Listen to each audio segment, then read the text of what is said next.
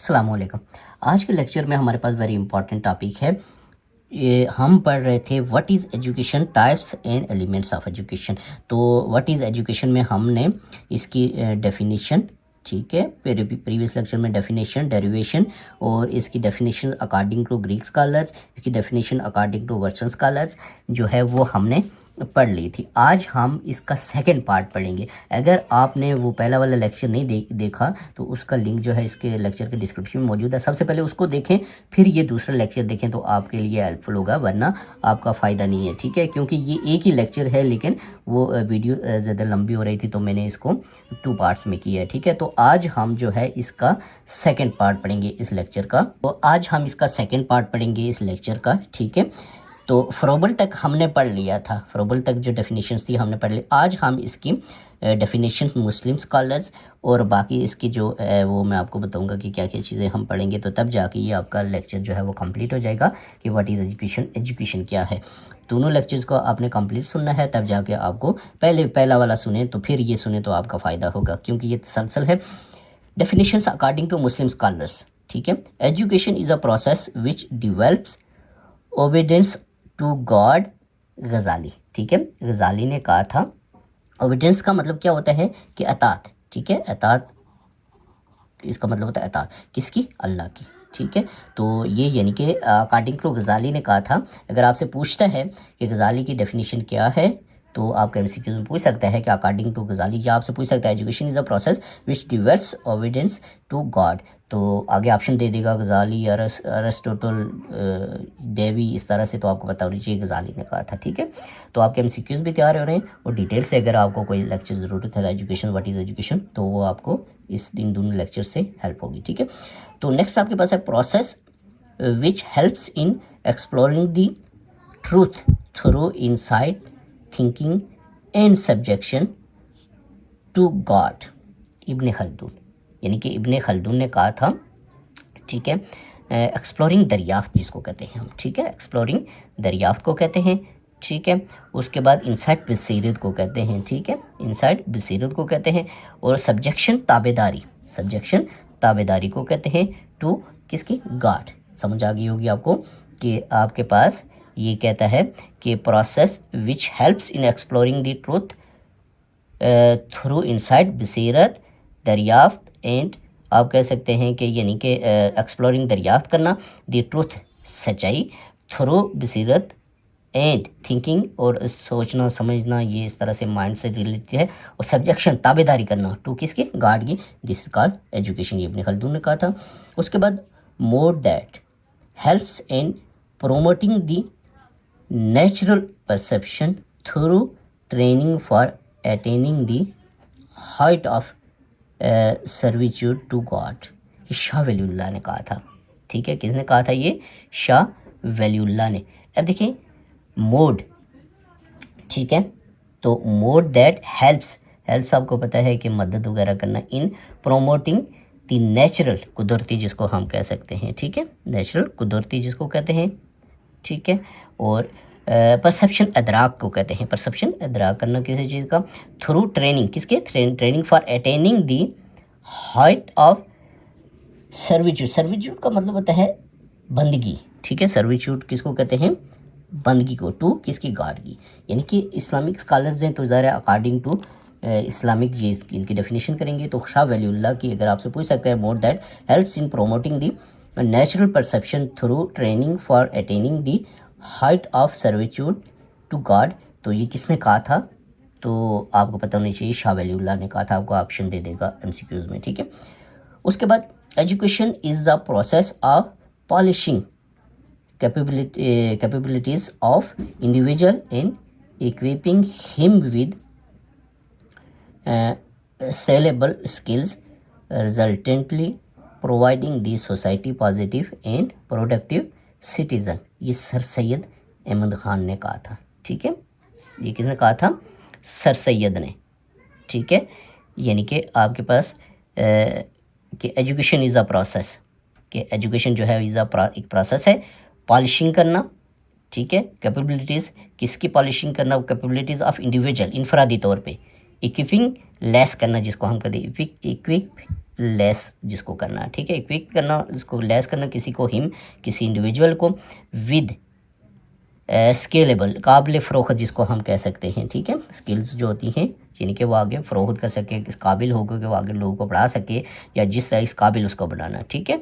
और आगे कहता है कि प्रोडक्टिव सिटीज़न, ठीक है, यानी कि प्रोडक्टिव सिटीज़न का आपको पता है कि एक ऐसा सिटीज़न, ऐसा बंदा तैयार करना, ऐसा शहरी तैयार करना जो लोगों के लिए प्रोडक्टिव हो, ठीक है। तो ये सर सैयद अहमद खान था। Process that helps in character building of new societies, कायदे आज़म ने कहा था कि प्रोसेस जो है education is process that helps in character building, character की बिल्डिंग करना of new society character building करना, ये कायदे आज़म ने डेफिनेशन की थी, इसके बारे में कहा था। Education provides and promotes for growth and development of खुदी where by making the life unique, Iqbal ने कहा था। इकबाल खुदी को आपको पता है कि वो ज़्यादा प्रोमोट करते हैं, तो ये इकबाल ने कहा था, ठीक है। नेक्स्ट आपके पास है एजुकाटम। एजुकाटम का मतलब क्या है, ये आपको एमसीक्यू में पूछ सकता है, या पूछ सकता है आपको the act of teaching and training is called, तो आपको पता होना चाहिए इज़ कॉल्ड एजुकाटम। ये जहन में आपने रखना है लाजमी, ठीक है, कि meaning of educatum the act of teaching and training is called educatum, ये जहन में रखना, आपसे पूछ सकता है ये, ठीक है। उसके बाद एजुकोलॉजी इज़, एजुकोलॉजी क्या है, नॉलेज ऑफ एजुकेशन, ठीक है। स्टेनर ने कहा था कि knowledge of education is called educology, ठीक है। ये इसने कहा था कि एजुकोलॉजी इज़ नॉलेज ऑफ ये, या आप इसको ये भी कह सकते हैं that results from discipline inquiry, ये भी आप इसको कह सकते हैं, ठीक है। ये नॉलेज ऑफ एजुकेशन या आप इसको एजुकोलॉजी को, ठीक है।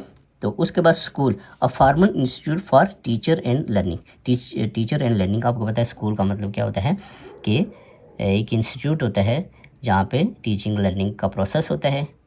उसके बाद है स्कोलॉजी, स्कूल से निकला schoology is an online learning management system that provides a platform for educators to manage and deliver educational content, communicate with students, track students' progress, and facilitate collaboration and interaction within a virtual learning environment.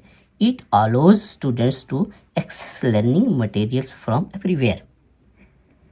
यानी कि स्कूलोजी का मतलब ये होता है कि जो आपके पास स्कूल के, सिंपल बात आप इसको कह सकते हैं स्कूल का यानी कि स्कूलोजी आप कह सकते हैं is an online learning platform, ठीक है, contents students and teacher parents, यानी कि आप स्कूलोजी को ये कह सकते हैं कि सिंपली एक लाइन में कि schoology is an online learning platform where आप कह सकते हैं कि कनेक्ट्स करता है, कंटेंट्स नहीं बल्कि कनेक्ट्स करता है किसको, students, teachers and parents, simple, ठीक है। स्कूलोजी इज़ एन ऑनलाइन लर्निंग, ठीक है, platform connects students, teachers and parents, ये सिंपली आप इसके बारे में भी कह सकते हैं, स्कूलोजी के बारे में मैंने आपको सिंपली बता दिया है, ठीक है। उसके बाद आपके पास है नेक्स्ट, हम देखेंगे इसका आगे एजेंसी, ठीक है, कि एजेंसी क्या चीज़ होती है। An organisation providing a particular service, educational agency provides educational services. There are two types of educational agencies, ठीक है। अब देखिए एजुकेशनल एजेंसीज जैसे जहाँ से हम क्या कर सकते हैं कि जहाँ से एजुकेशन को हासिल किया जाता है, यानी कि जो प्लेटफॉर्म्स होते हैं जहाँ पे कोई भी एजुकेशन जो है वो हासिल की जाती है, इसको आप इस सेंस में भी ले सकते हैं, ठीक है, जो सर्विसेज प्रोवाइड करते हैं सिंपल, या जिससे एजुकेशन हासिल की जाती है। फार्मल एजेंसी जिसमें स्कूल, कॉलेज, यूनिवर्सिटी, मदारिस वगैरह होते हैं, ठीक हो गया। Informal agencies family, mosque, mobile, television, इस इनफॉर्मल एजुकेशन या फार्मल एजुकेशन, फार्मल एजेंसी या इनफॉर्मल एजेंसी, ठीक है। फार्मल, इनफॉर्मल और नॉन फार्मल के बारे में पूरा डिटेल से लेक्चर होगा, वो मैं आपको समझाऊंगा, इधर यही आप समझ लें, ठीक है। उसके बाद active agencies and passive agencies are also considered as types of agencies. उसके बाद आपके पास है जनरल एजुकेशन, ठीक है। तो हम देखेंगे जनरल एजुकेशन क्या चीज़ है। According to UNESCO education that is design to develop learners general knowledge, ठीक है। किसको डेवलप करता है? जनरल नॉलेज को, स्किल्स को एंड कॉम्पिटेंसीज को एंड लिटरेसी एंड उसके बाद numeracy skills often to prepare students for more advance educational programmes primary elementary secondary and, यानी कि आपके पास कहता है जनरल एजुकेशन का यूनेस्को के अकॉर्डिंग क्या है कि एक बच्चा जो होता है वो उसको तैयार करना आगे वाले स्टेप्स के लिए, उसको अकॉर्डिंग टू यूनेस्को के डिज़ाइन टू डेवलप लर्नर्स, यानी कि ऐसा डिज़ाइन करना कि वो नॉलेज स्किल्स जो उसकी कॉम्पिटेंसीज हैं, लिटरेसी है या जो भी चीज़ें हैं वो आगे वाले स्टेप के लिए प्राइमरी एलिमेंट्री एंड सेकेंडरी इस तरह से उसको प्रोसेस करना, यानी कि इस तरह का सिस्टम होना चाहिए कि वो प्राइमरी फिर मिडिल फिर हाई इस तरह से वो सीख सके, ठीक है। जनरल कॉन्सेप्ट है इसका। General education is a programme आप कह सकते हैं of education intended to develop students and personalities to transmit a common cultural norms, ठीक है, cultural norms, basic knowledge, values and important skills needed by all individuals, ठीक है। इसमें क्या कहते हैं कि आपके पास ये नॉर्म्स जो है ये उसूल के लिए यूज़ होते हैं, ठीक है। देखिए क्या कहता है कि education is a programme of education intended to develop students personalities to transmit a common cultural norms, basic knowledge, values, important skills needed by एक इंडिविजुअल को इन चीज़ों की ज़रूरत होती है, ये उसके लिए ट्रांसमिट करना, उसके लिए मुहैया करना, उसके लिए उसमें ट्रांसफ़र करना, ये जनरल एजुकेशन का कॉन्सेप्ट है, ठीक है। उसके बाद आपके पास है नेक्स्ट आपके पास है ये है वोकेशनल एजुकेशन, ठीक है। वोकेशनल एजुकेशन क्या चीज़ होती है इसके बारे में हम पढ़ लेते हैं। Vocational education an education that is design for learners to acquire the knowledge skills and competencies specific to a particular occupation or यानी कि specific to a particular occupation or trade तजारत वगैरह क्लास और class of occupation to of trades. Vocational education में है work based components, engineering material, ये सारी जो है वोकेशनल एजुकेशंस में आती हैं। टेक्निकल एजुकेशंस में ये आपने देखा होगा, ठीक है।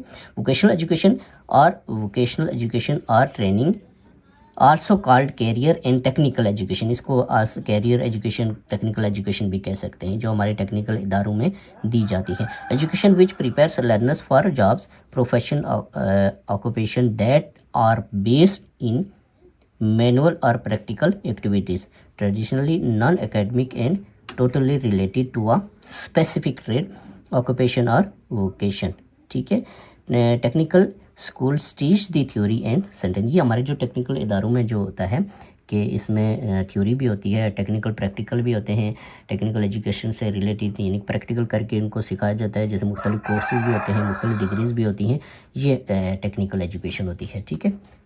बस है ये है अदर टाइप्स, ठीक है। अदर टाइप्स रिलीजियस एजुकेशन, ठीक है। आपके पास रिलीजियस एजुकेशन क्या होती है इसके बारे में हम देखेंगे कि religious education an education which places a strong emphasis on the belief associated with the particular religion, यानी कि रिलीजियस एजुकेशन कोई भी तरह की हो सकती है, जैसे मुसलमानों के लिए है, इसी तरह क्रिश्चियंस के लिए, यानी कि उस वो रिलेटेड टू उनका जो रिलीजन होगा उसके अकॉर्डिंग होगी, ठीक है। रिलीजियस एजुकेशन मतलब ये नहीं जैसे मुसलमानों की, बल्कि हर रिलीजन की अपनी एजुकेशन होती है। जैसे हम मुसलमान हैं तो हमारी जो एजुकेशन है वो अकॉर्डिंग टू मुस्लिम्स होगी, ठीक है। इसको क्योंकि हम इस स्पेसिफिक जो सर्कल है इससे नहीं निकल सकते। इंक्लूसिव एजुकेशन, ठीक है। इंक्लूसिव एजुकेशन का मतलब है जामे एजुकेशन भी आप इसको कह सकते हैं, ठीक है। जामे एजुकेशन उर्दू में कह सकते हैं। इसमें कहता है कि teaching and learning of children with some difficulties in general moderate disabilities and minority students in mainstream class, ये आपको पता है कि इस तरह की होती है कि जिसमें एक बच्चा जो है उसमें डिसेबिलिटीज़ हों या इस तरह मिनॉरिटी, ये छोटे मिनॉरिटी स्टूडेंट्स जो होती हैं उनके, यानी कि आपके पास एक स्पेसिफिक उसी के अंदर सारी एजुकेशन उसकी होती है, ठीक है। इतना ज़्यादा डिटेल से नहीं बताऊंगा क्योंकि टाइम कम है।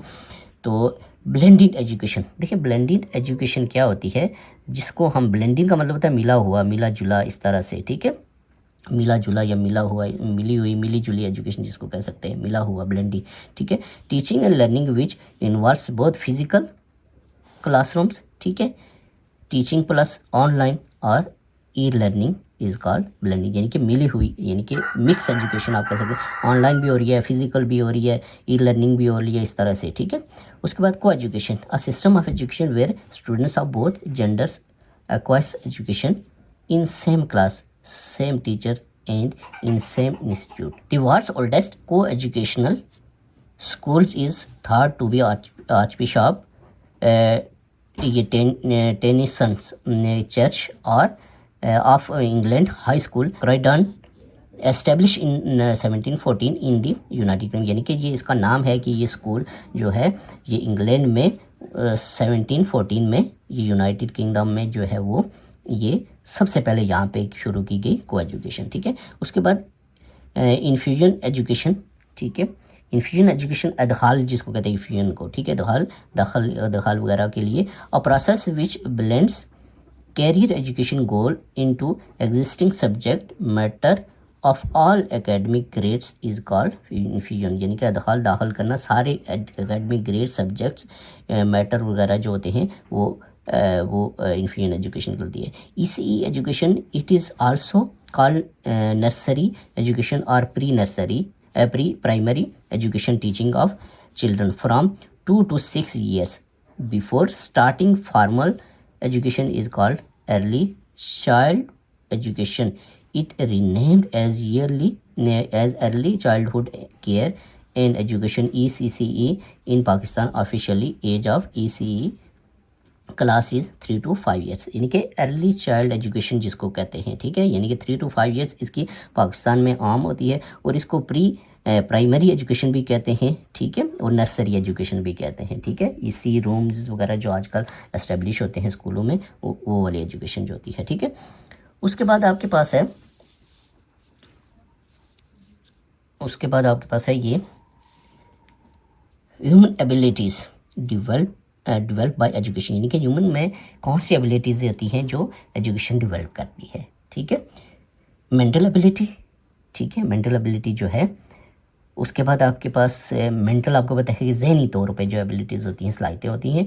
सोशल एबिलिटीज़, ठीक है, सोशल एबिलिटीज़ समाजी सलाहियत जिसको कहते हैं उसकी डेवलपमेंट होती है थ्रू एजुकेशन, ठीक है। मॉरल एबिलिटीज़ अखलाकी सलाहियतें जो हैं उनको उजागर किया जाता है, उनकी डेवलपमेंट होती है। सोशल एबिलिटी ये दोबारा आ गया है, ठीक है। फिज़िकल एबिलिटीज़, ठीक है, उसके फिज़िकली ये जो होती है इसकी एबिलिटीज़ जो होती हैं उनको उजागर करना। उसके बाद स्पिरिचुअल एबिलिटीज़, रूहानी जो सलाहियतें होती हैं उनको डेवलपमेंट करना ये एजुकेशन का काम होता है, ठीक है। उसके बाद आपके पास elements and foundations of education. There are 4 elements of, देखिए एलिमेंट्स के बारे में एमसीक्यूज भी आ सकता है कि how many elements of educations, यानी कि कितने हैं, तो आपको पता होंगे 4 elements of education which are objectives, curriculum, pedagogy and education, ठीक है, एजुकेशन इवैल्यूएशन, ठीक है। तो इनकी जो ये बहुत डिटेल से है, ऑब्जेक्टिव्स, करिकुलम, पेडागोजी एंड ये इवैल्यूएशन, तो इनके ऊपर पूरा लेक्चर है वो मैं आपको समझाऊंगा। There are 4 basic foundations of education which are philosophy, psychology, sociology and history. ये भी बहुत बड़े टॉपिक्स हैं, इनके ऊपर मैं आपको डिटेल से बताऊंगा कि ये कौन से, ये छोटी सी डायग्राम है, ठीक है, कंपोनेंट्स ऑफ एजुकेशन के, ठीक है। तो ये आपको पता होने चाहिए कि इसके एलिमेंट्स 4 हैं और कौन कौन से हैं, नेम आने चाहिए, और इसकी बेसिक फाउंडेशंस जो है 4 हैं, कौन कौन सी हैं ये, इनके ऊपर डिटेल से लेक्चर्स हैं, और जब मैं लाऊंगा तो आपको समझ आएगी।